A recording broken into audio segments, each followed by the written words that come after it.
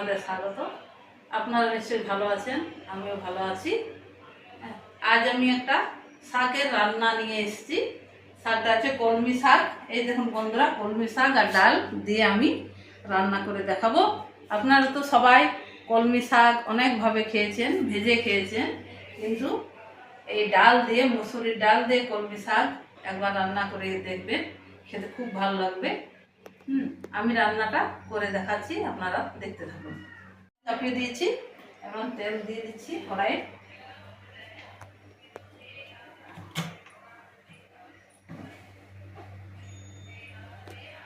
কড়াইয়ে আমি ফোড়ন দেব, একটু কালো জিরা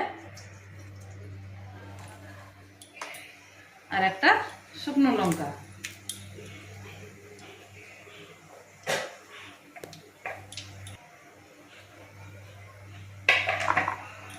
আর দেব থেতো করা রসুন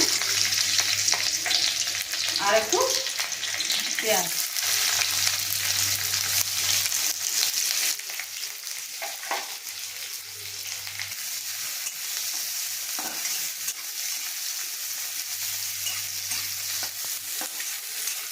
পেঁয়াজটা আমার একটু ভালো ভাজা হলে আমি আলুটা দিয়ে দেব। বেশি ভাজবো না, একটু ভাজা হয়েছে, এর মধ্যে আমি দিয়ে দেবো আলু আর দিয়ে দেবো এই ভেজানো মুসুরির ডাল।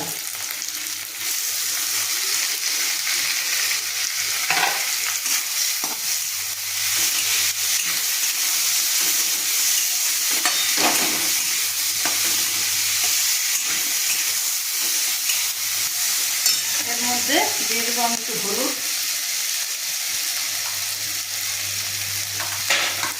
আর একটু নুন।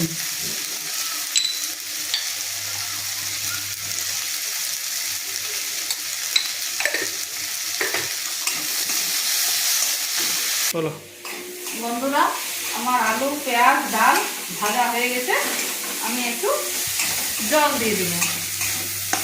সেদ্ধ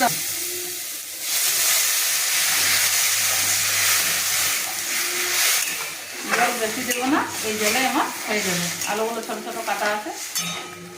এবার আমি ঢাকা দিয়ে দিচ্ছি। সেদ্ধ হওয়ার পর আমি শাকটা দিয়ে দেবো। সেদ্ধ হোক, কিছুক্ষণ পর আমি আসছি। বন্ধুরা, আমার 5 মিনিট হয়ে গেছে, মনে হয় ডাল আলু সেদ্ধ হয়ে গেছে। ঢাকনাটা তুলে দেখুন। এই দেখুন বন্ধুরা, ডাল আমার সেদ্ধ হয়ে গেছে, আলুও সেদ্ধ হয়ে গেছে। এই অবস্থায় আমি এই শাকটা দিয়ে দিচ্ছি।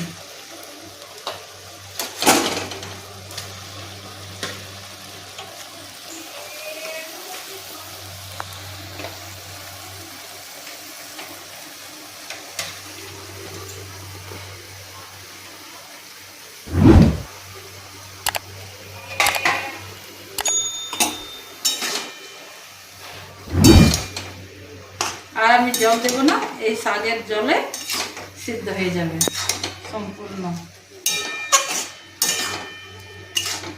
নেড়ে ছেড়ে আমি আবারও ঢেকে দেব।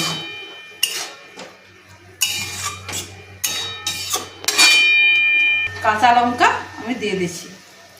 এবার আমি আবার ঢেকে দিচ্ছি, শাকটা সেদ্ধ হোক, তারপর নামাচ্ছি।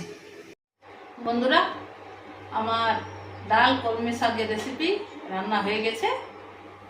ঢাকনাটা খুলে আপনাদেরকে দেখিয়ে দিচ্ছি। এই দেখুন বন্ধুরা, আলু কলমি শাক সুন্দরভাবে রান্না হয়ে গেছে। আমি এবার কড়াই থেকে তুলে নিচ্ছি। তুলে নিয়ে আপনাদের দেখাচ্ছি।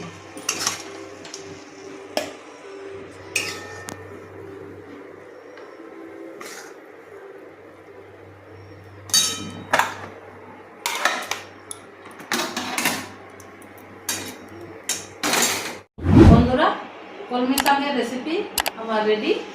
আপনারাও এইভাবে রান্না করে খাবেন, আর বাচ্চাদেরকেও খাবেন। বাচ্চারা তো শাক খেতে চায় না, এরকমভাবে যদি আপনারা রান্না করে দেন, বাচ্চারাও খাবে, চেটে পুটে খাবে। আমি আর এই রান্নার ভিডিওটা বড় করছি না, এখানেই শেষ করছি। আপনারা নিশ্চয়ই ভালো আছেন, ভালো থাকবেন, সুস্থ থাকবেন।